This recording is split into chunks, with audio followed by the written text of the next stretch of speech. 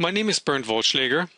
I'm a family physician and addiction specialist, and I want to demonstrate today how to use an electronic health record for population health management.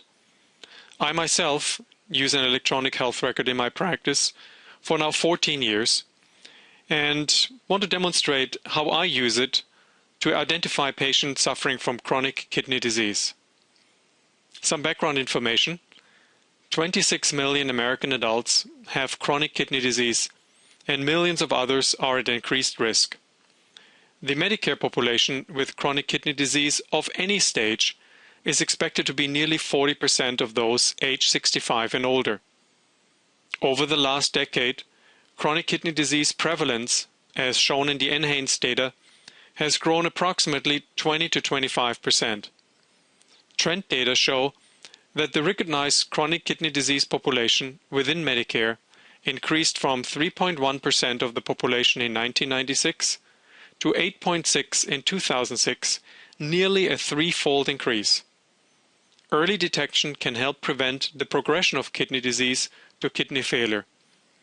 3 simple tests can detect chronic kidney disease: glomerular filtration rate, or GFR, blood pressure, urine albumin, and serum creatinine.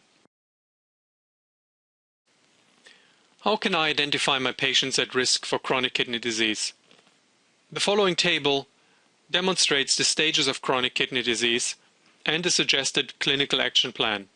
We want to focus today on the fact that kidney disease is defined as either kidney damage or GFR of less than 60 for greater than 3 months, and look into the medical record and identify those patients who are at risk. In my electronic health record, I can create generic reports. And to make it easy, I want to entitle the report as GFR.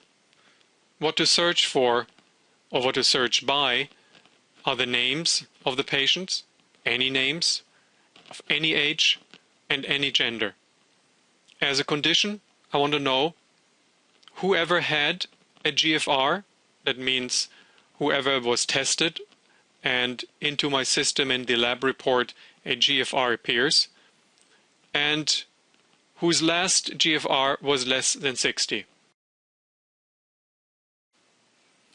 Furthermore, in my report I want to focus on all patients whoever had a GFR of less than 60 and want to define the terms to search for as those who ever were diagnosed with diabetes or hypertension or renal disease. In the OR connection, I click here. In addition, I want to include in the report the name of the patients and the age. Of course, I can expand and can add in the report multiple factors, but for the sake of the report, I want to keep it short and sweet.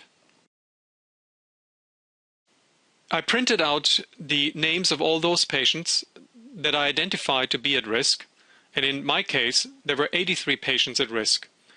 I notified all patients via mail, explaining the results, and requested a follow-up. 42 of those patients responded and are currently being treated. The focus of the treatments are risk adjustments of glucose and blood pressure control, lipid management, lifestyle and medication intervention. The status of the project is ongoing.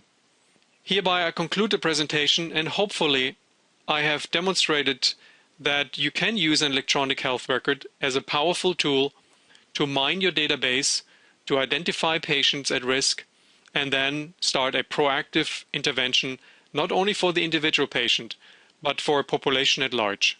Thank you very much.